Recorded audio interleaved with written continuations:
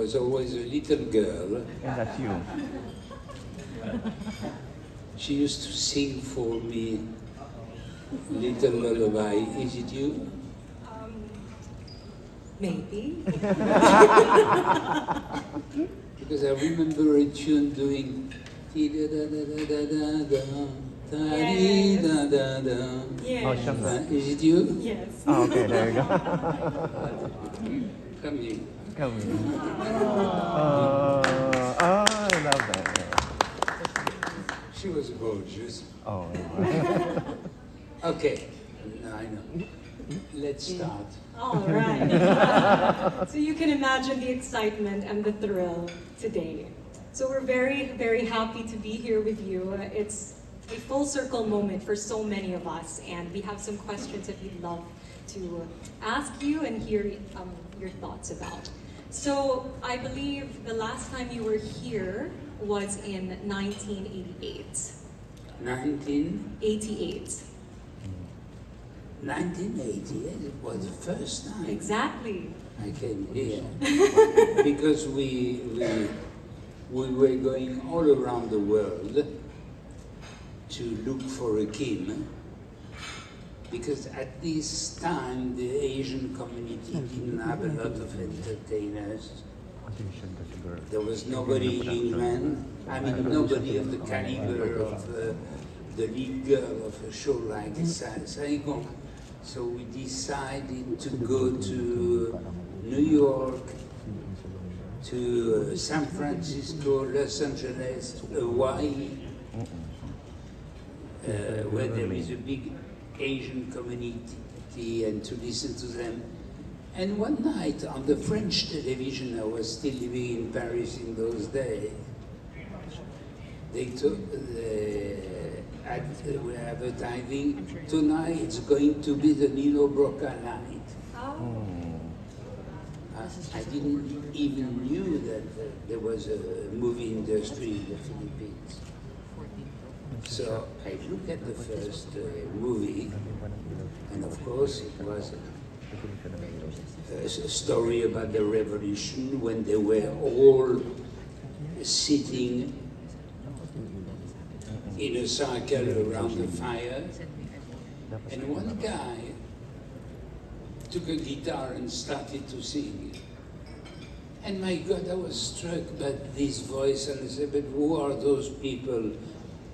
He looks like an Asian, and he's singing like Pavarotti. What was that? I could not understand. So I watched all through the movie, and the soundtrack was beautiful and everything. And because it was a special night, comes the second movie. And again, I heard voices I never heard before. Beautiful singers, beautiful music. So after that, I rang Cameron and I say, frankly, we must go and see what's happening in the Philippines, because everything I see musically from the Philippines, it's amazing. And he called the guy who was running his office in Sydney, James Then. And he said, would you go to the Philippines to check what's happening in the show business? And he came here. The consul in Sydney gave him the name of somebody called Dong Alegre. And when he arrived here, he was totally flabbergasted. So he rang us and he said, you better come here because it's a treasure island. And that's why we arrived in the Philippines, and I met you. And when you came to the Philippines, what are some of the fond memories that you have here looking back in that in those very early years? I remember the 2000 shoes of Imelda. They were still on display. And one guy with us was a very nice American journalist from from a very important magazine, from Times magazine. And somebody asked us, because it was a private visit of the palace, he said, did somebody already came here? And I said, yes, me. I was invited by the Marcos last time I was here.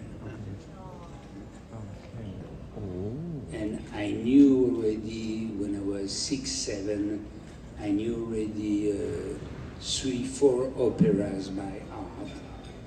And one was Madame Butterfly. Oh. And later, after Les Miserables, I wanted to put on stage an updated version of Madame Butterfly, but I didn't know where and how.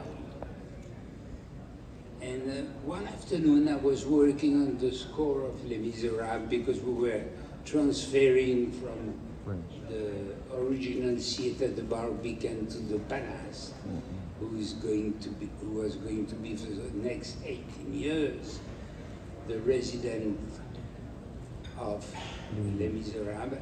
I was correcting because the stage is bigger, so you need more time to move the set, all that little bips and bobs that you have to do.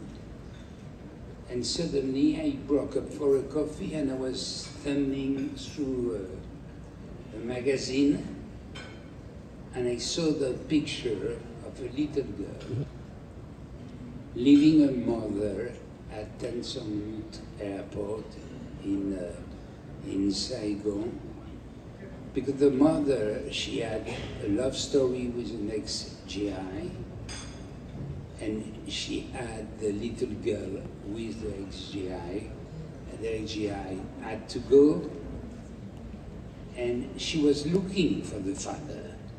It means a lot of researches and formalities, because she was sure that the future, the best, was for the daughter, was in the US and not in Vietnam, in the state the country was at this moment.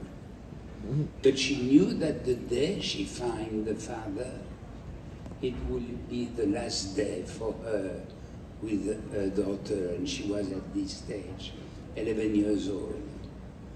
So she found the father, and she had to take after plenty of visa and passport problem, she had to take the daughter to the airport because she was boarding on a flight to the USA. And the photograph took the picture at the very moment when they say goodbye for the last time. And I look at it, and I was struck, but totally struck, because I thought that as a father, to see my little boy in front of me and being sure that I will not see him again was already a disaster.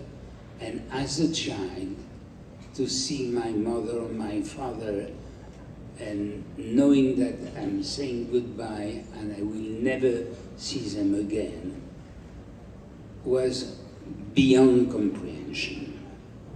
Because in those days, people staying in Vietnam couldn't go abroad.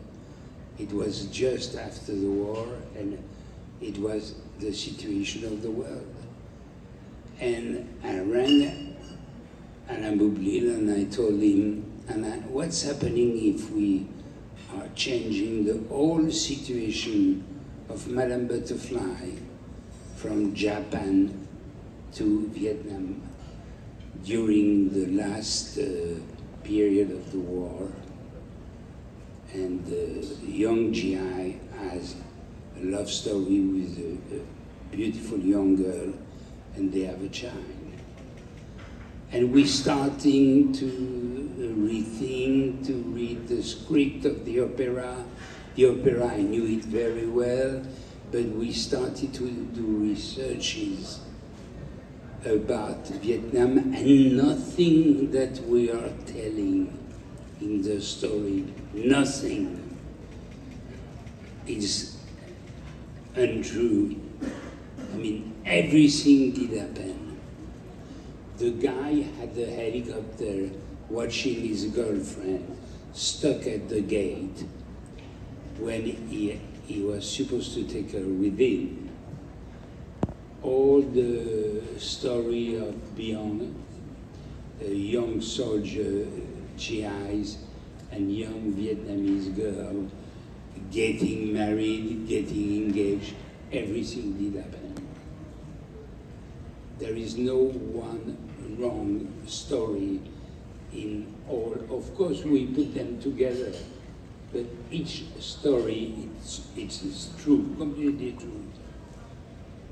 And I remember once we had, when we started to rehearse in New York, there was a delegation of GIs. They came to see the rehearsal, and one was telling us his story with a girlfriend he loved. And he told her, if I have to go back to America, I'll take you with me. But of course, he had to go. It was chaos, emergency, and he has to leave America, and he could never find the girl again. And it was 19 years since he was gone. And somebody in the company asked him, but if today you receive a phone call telling you that we found your girlfriend and she's living somewhere in the province of the Vietnam, what would you do? He said, 19 years after, I will take the first flight to Vietnam. I will take her with me and bring her back with me to the US, 19 years after. Mm-hmm. So we were very, very, very moved. But it's all true story. It's all true story which is happening in Vietnam, in any war, which is happening today, I'm sure, in Palestine, Israeli, between Russian and Ukraine, all those terrible wars, there is that kind of stories always. And it's a pity to imagine that we still have to face that kind of situation. Mm. Because in '89 it was the fall of the USSR. Tell me if it's too long. Oh no, perfect. We're doing perfect time. It was the fall of USSR, and we thought that tomorrow life will be wonderful in peace. And as a matter of fact, it's worse because it's more complicated. Before we had the bad one, the communist, the good one, the capitalist. And today we don't know. It's all mixed up. Because what did the American with the Middle East? And that's terrible because we learn nothing of nothing. When I watch the people running on the runway, trying to catch a plane taking off in Kabul, for me that was I said, but my God, we learn nothing of nothing, and everything will be repeated years after years, conflicts, fights. And I think the best way to express our vision of the war, it's not to explain, giving a big lesson of history, of how did the Vietnam War arrive, how the 3 days of revolution in Paris did happen. We are just telling a simple people story. A boy and a girl, simple people in Paris, but all shattered by the wars. And that's the most important to imagine today. You have millions of Palestinians, millions of Ukrainians dying, living in rubbles because of a war, and that this war doesn't belong to them. So we don't manage to make the world better. And you know what to be and living in a chaotic country where you had colonization of American, Spanish, and Japanese. So I can't say it's a pessimist vision of the world, but if we can prove that there is still love there, and by love we can save the rest of humanity that we have in us, we will be more than happy. And that's why we are writing that kind of story, because even Les or Miss Saigon tell you something that we would like to hear more often. Sorry, I was very long. No apologies needed, but I think it was perfectly said to say that, and now, the new changes, like Ellen's song, for instance, coming back into No, the but world. that's part of the job, because you don't write a musical. You rewrite a musical constantly. And the problem we had with Ellen for a long time, the original work of Puccini was a 4-act opera. Yes. And the third act was happening with the Consul of America in Nagasaki. She was in his office. Sorry. And she was talking to the consul about Pinkerton, the American guy was coming back. And of course, I don't know by which tricks they were using, but Butterfly, like in a very bad play, was behind a curtain, and she was listening to everything. And that's where she realized that Pinkerton, the love of her life, he was married. And it was very long. And after 3 days of performances in Milano, they had to stop the show because nobody wanted to come because it was too long. It was 4 acts. So Puccini went back to work and he did a 3-act version, the version that everybody knows today. But of course in this version, Kate Pinkerton, the wife of the American soldier, she has 3 lines only to sing. So she is always a character which is very embarrassing because you don't know what are you going to do with her. She's there, she's coming, she's in a line, off, she's back, she's in another line, and that's it, it's finished after an extra line. And the tenderness of the audience go obviously to Kim and Chris, because the audience, they want a love story to happen. And Hélène, she's the troublemaker. So we received few letters after the opening of Saigon, telling, but why Chris doesn't kill Hélène so that he can fly away with Kim somewhere? And we thought, my God, it's not very good for the character of Hélène. That we knew it had always been a problematic character. So each time we're trying to give her a song for the audience to feel more sympathy for her. And I don't know if you succeeded. The last version of the song seems to be a little bit more sensitive for the audience. But anyway, the character is the character.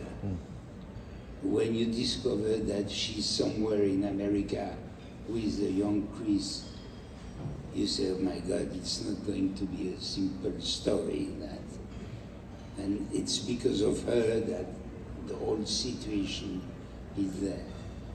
But we try the audience to feel a little bit for her and what it is to be not a cheated wife, because she can be jealous of the past of her husband, but at the same time, she imagined that she was just a whore. He made two weeks. And when she meets her in a room, she realized that she's a strong, proper, and wonderful woman, and not a fling, certainly not. Our cast members carry, you know, and I think coming to the Philippines, especially where issues like female exploitation and female power as well is so it's so evident in our daily lives. Like we see every day Kims and Gigi's and engineers and I think even if it's a period piece, it's still so current. And I think each year that passes, there's a different way we see Miss Saigon, and I think that's what's beautiful about this show is that it's been changing throughout all of the 35 years, and this version is so necessary for today's current climate, which is so different from what it was first debuted in the 1989. So yeah. Thanks, Kara. Thanks, Dai. There have been many memorable performances of Kim throughout the years. For you, what is your signature that will make viewers know that this portrayal of Kim is indeed yours? Wow.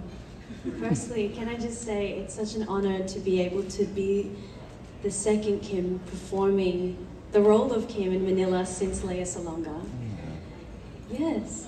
It's such an honor to be able to say that I'm a part of this legacy of Kim, and I'm so grateful that they have been able to be inspirations for me. But one thing that I can say that helped me made this unapologetically my own interpretation of Kim is what Cameron McIntosh said to me the first time we actually rehearsed the show, and he literally held my face together, just like that, and he said, "Abby, when you do Kim, I just want to see you." And thanks to that, I can definitely say that when you watch the show, you'll see reflections of myself within my character, Kim. I think because I know that there have been so many interpretations, I feel a sense of duty to bring justice to my character, to the story that I tell, but also being true to myself and being honest with how I feel, how Kim would feel in that moment. Yeah. And we're very excited to see you and what you will bring to the Miss Saigon stage. Can we get a round of applause for Kim? Thank you. You just have to turn on the TV and see what's happening around the world. It's still happening, we still haven't learned our lessons, and the reason why this musical is so important to just make us never forget that these things happen, and we need to look out for each other, try to be kind to each other. And the second reason is the man you heard from earlier, Claude Michel. It's the timelessness of this music. It'll be around forever, and it's just an amazing, beautiful score that sweeps us and the audience away, and we are so lucky to perform it every single night. So thank you for having us, and it's amazing to be home. And it's very, very nice to have you guys home. I'm just shocked seeing you guys here. It's great. And it's very exciting to just have this amazing Asian. Mabuhay po. Mabuhay. How are you? I'm good. How are you? I'm really great. And Coco and the Rails. Yes, he's my uncle. Wow! Yes! Oh my gosh. How is everybody going? Good? Yeah! Come on, you can do better than that. How's everybody going? That's right. Let's Miss show them what Manila is made of, right? That's right. That's right. Well, have a seat, have a seat. Of course. Where would you- And now we have Abigail Adriano as Kim. Hi, Abigail. Kamusta po? Wow. Hi. Oh, kamusta raw? Ah, yes. And next up, we have Nigel Huggle as Chris. Hi, Nigel. Hello. Oh, I'm very loud, aren't I? Hi, thanks for having me. Of course, of course. I love that everyone's in like Filipiniana realness. It's great. Yeah, we had to go for it, you know? I know, we love it.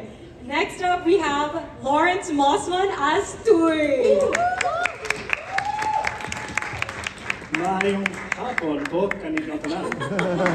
Reunion, we were actually in a show together, how many years ago? I don't know, like some 6-7 years ago. He was my leading Isn't she man. beautiful? Ganda! Put your hands together! Wow! Well done. And next up, we have Kiara Dario as Gigi. Hello, everybody. It's so nice to be home. Hi, Kiara. Yan and I were in Aheb and Chitty together, so this is like a reunion. It's very, very exciting, very exciting. It's basically that, a reunion with the cast and with all of you as well. So, hi guys, welcome home, welcome back, and welcome to Manila. We're very, very excited. And we have a few questions that we've actually gathered and streamlined, just so that things can go smoothly. And then if we have some time, we will open it up to the floor for the media. All right, so you ready? Ready? Ready. Handa na po. Wow. All right, we got this, guys. We gotta do this. All right. So our first question is from Theater Fans Manila, and this is for each and every one of you. So, what do you think makes Miss Saigon still relevant in 2024? So, sure. Yeah, I'll start. I think we're still seeing the emotional tolls of war going on in the world, and this show has been around for 35 years, and we're still seeing how relationships are shaped and affected by war. And so I think it's something that we wish we weren't seeing anymore, but of course this show sort of brings to light again how the Vietnam War affects mothers, affects people in romantic relationships, and just all sorts of relationships. But then you see Kim's story of hope and what she'll do for love go to the corners of the world. And we're still exactly seeing that still to this day. So absolutely it's still relevant and resonant. Sadly, but sometimes shows like this are brought to show that emotion and move people in that way. Also, I'd like to add, especially in the time we're in, there's such Asian power. Yes. You know, 4 of us here are proud Pinoy and Pinoy talent, so we're really pioneering Pinoy pride. And you know, especially in the time we're living, you know, Michelle Yeoh is the first Asian woman to win an Oscar only last year. Blackpink is the biggest girl band in the world, so our Asian stories need to be on fabulous main stages. And how I'd like to say it, big Slasian energy! That's what it's all about. So, you know, Pinoy power, Pinoy pride, and Asian stories. We're here, baby. Yes, we are. What was that? Big Slasian energy. All right, can we say that together? Big Slasian energy. That's right. That's right. And Abigail? Yeah, I think Miss Saigon is such a timeless piece of art that all of us have fallen in love with. Whether it be for me, I'm 19, I fell in love with Miss Saigon when I was about, 13 years old, and my ate and I would listen to the movie in my mind. We would sing the songs, and Lea Salonga was such an icon for so many of us in theater, and thanks to Miss Saigon, Philippines is on the map. That's right. And as Claude Michel said earlier, he said there would be no Miss Saigon without Filipinos. So being home in Manila is such an emotional homecoming for me, but at the same time, as you said, it's been 35 years, and look at the hype, look at the love for this show. It's because everyone has a personal connection to this story, despite how universal it is. Everyone sees themselves in a character, whether it be Kim, whether it be the fierceness of Gigi, whether it be our engine queer, Chris, everybody. And I think that's why. And I'm sorry, I love you. Yes, so I can see why it has so much love after 35 years and 24 years since 2000. The call for viewers on a global scale to experience the production live.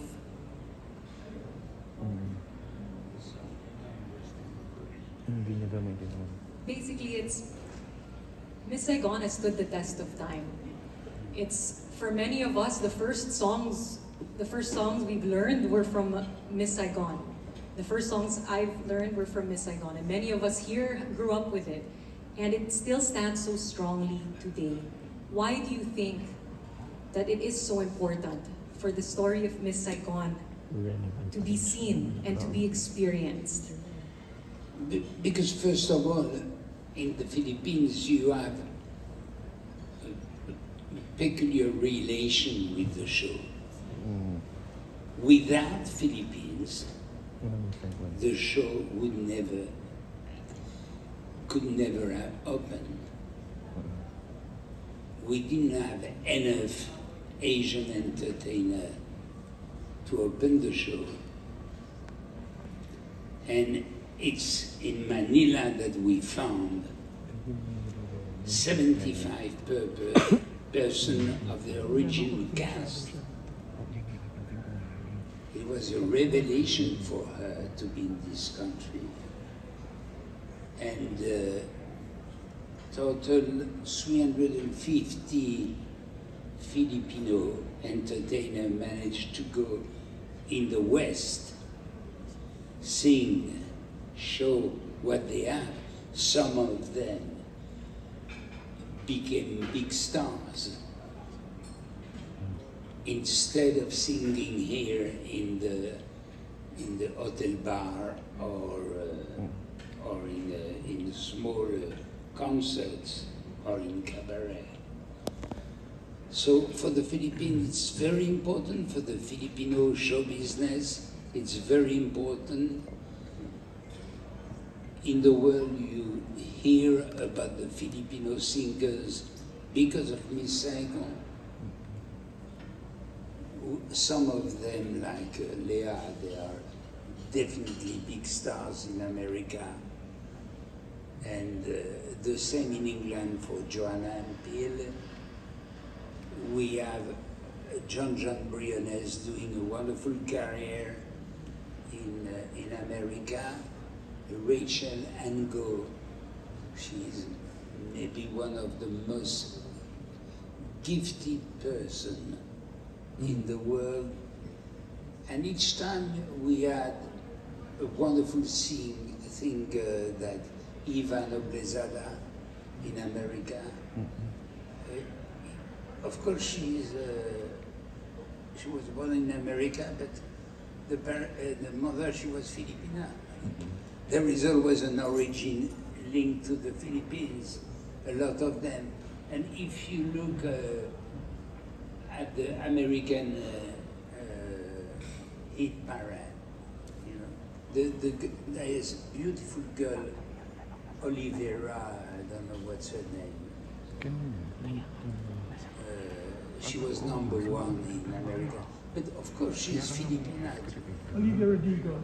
Yeah, she is exquisite, she is wonderful, she has a beautiful voice, she's gorgeous, Rodrigo, and she's Filipina, so there is something special about these people.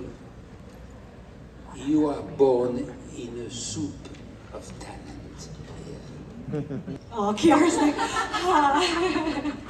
how has the musical, whether a previous staging or the current production, shaped you as an artist? Nigel?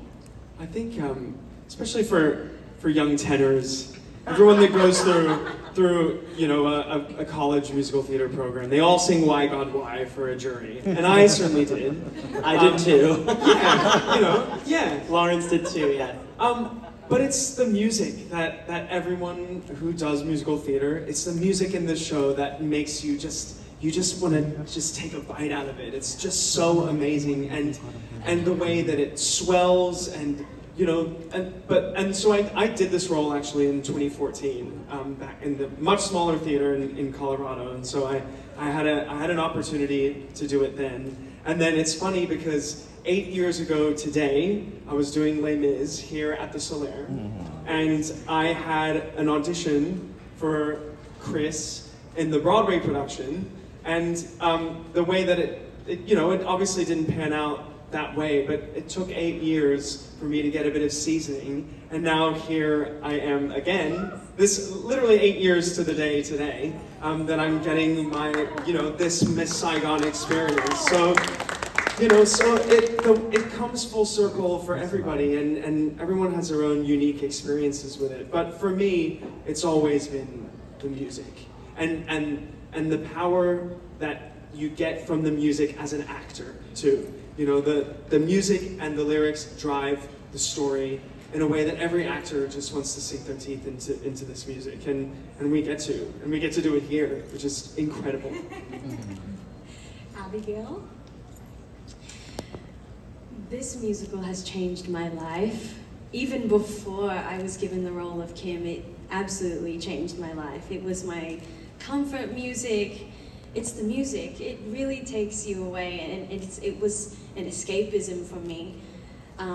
Ironically, because this show is such a tragedy, such a beautiful tragedy, it was like a comfort piece of music for me to listen to. But yes, this show means so much to me because it's changed my life. And I think it changed my life for the better because, Kim is 17 and I'm still navigating this whole world. So I think one thing that I always like to think of is how me and Kim are both like holding hands, navigating this whole new world of theater together. And yeah, that's what Miss Saigon means to me. Thanks, Abby. Sean? Oh my gosh, what a big question. Miss Saigon, Sean Miley Moore, it's a match made in heaven. That's all I can say. Short and sweet and right Short on the line. and sweet, yes. Lawrence? So Miss Saigon just means everything to me. When Claude Michel talked about this musical just wouldn't happen without the Philippines, we see so many beautiful Asian theatre artists these days, and they would not be where they are without being inspired by people like Leia who have come before us. And it's just that reflection that you see on stage. You see yourself on stage, and I'm really, really excited and getting goosebumps about all the people in Manila who will see themselves being reflected on stage, and they will be the new generation, and you'll be interviewing them in 10, 15, 20 years time about how they saw this production. So it means so much. When we talk about the singing, there's all the technical stuff, and these guys sound amazing, but the other part of singing is the puso. It's exactly what you hear when people are singing karaoke. It's what you hear in church. It's the puso that we give to singing, and you'll see it and hear it on stage, and I'm really, really looking forward to